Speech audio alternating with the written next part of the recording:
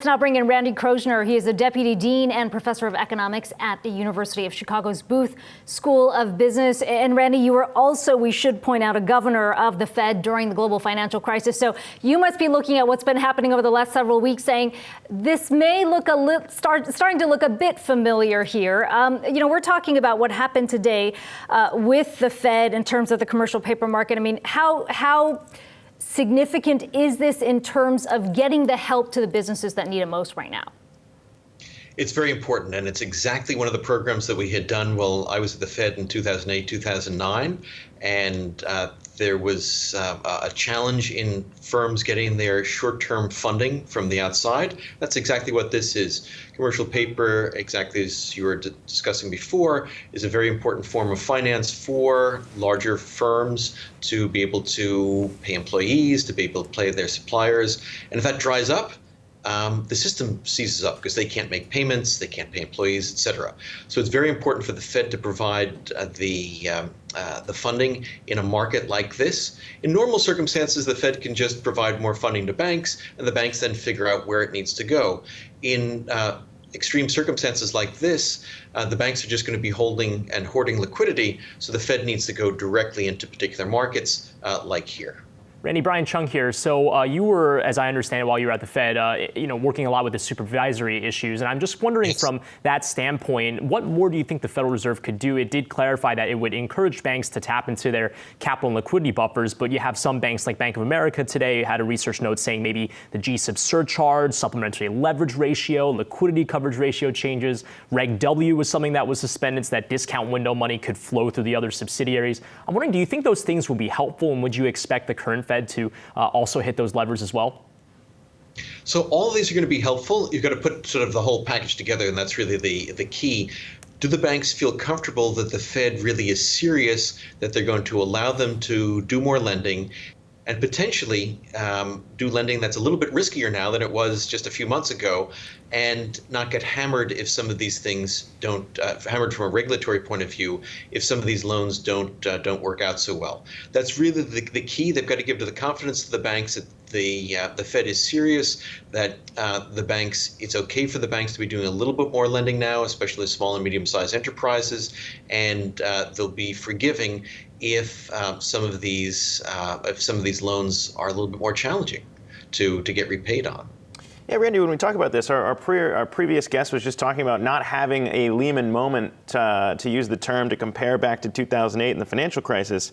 I mean, obviously the Fed wants to step in here and make sure that a lot of the panic is addressed. But when you think about rates being so low for so long, and everyone talking about zombie companies and some companies that likely would have gone bankrupt and closed down before, what might happen if you're too accommodative here? I'm not sure if now's the time to be worrying about that when we consider how far we've fallen. But is there a concern?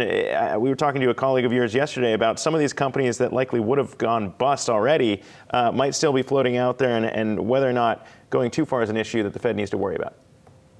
Oh, for sure. You don't want to go too far, but you want to show that you're aware of the issue, and that if it turns out that this issue is a 2 to 3 month issue, then providing that kind of bridge financing, that can be helpful to get people through. If it's a longer term issue, then those fundamental supply issues that supply chains are broken, and so that you can't get goods in, that workers are going to be home rather than being able to come into the office to produce, that there are other sort of longer term consequences, then that would not be a good idea for the Fed to be doing that. And so the key is monitoring this very carefully, not going too far, as you said, but providing some support in the short run for firms that if it's just a short run issue, then they'll be able to make it through, but just to make sure that they've got the funding for the next few months. But we don't know.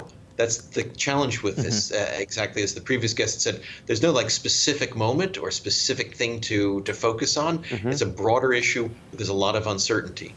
But I think some sympathy from the Fed to the banks and to the lenders will also help to provide confidence that the Fed is aware of the issues. And we've been talking about the differentiating factors between 2008 and now. And I think one important thing is that it was a contagion within the financial system in 2008, whereas this was a truly exogenous shock that the financial industry is trying to insulate itself from with the help of the Federal Reserve. So I'm wondering from that standpoint, how do you reason through the tools that the Fed is using right now? And when we talk about capital and liquidity, for example, I think the regulatory aspect of this is really important. And for those that are maybe watching this who aren't dialed into FinReg, the question is, why would you loosen the rules on the banks if now is the time when you might be worrying that the banks could become the next victim of this crisis? How do you square those two things to make sure you have enough capital in the system to protect the financial services companies while at the same time encouraging lending to spur economic activity? No, it's exactly the right question to be asking. And one of the things that we did post-crisis is dramatically increase the amount of capital and increase the amount of liquidity that banks are holding, precisely so that, if there is a major shock that comes, you could reduce these, not dramatically, but reduce them a bit to take some of the pressure off the banks to allow them to continue to lend. You don't want to get down to levels that are too low and too dangerous, but taking a little bit of that off in a situation where they have dramatically more capital than they had before, that seems to pass a sensible cost-benefit test. Randall Krosner, always good to talk to you. Appreciate your time today. Good night. Hey investors, Zach Guzman here. Are you interested in learning more about the markets and getting the latest financial news? Well, then click right here to subscribe to our Yahoo Finance YouTube channel. Get the latest up-to-the-minute market analysis, big interviews in the world of finance, and information on how to manage your money every day wherever you are.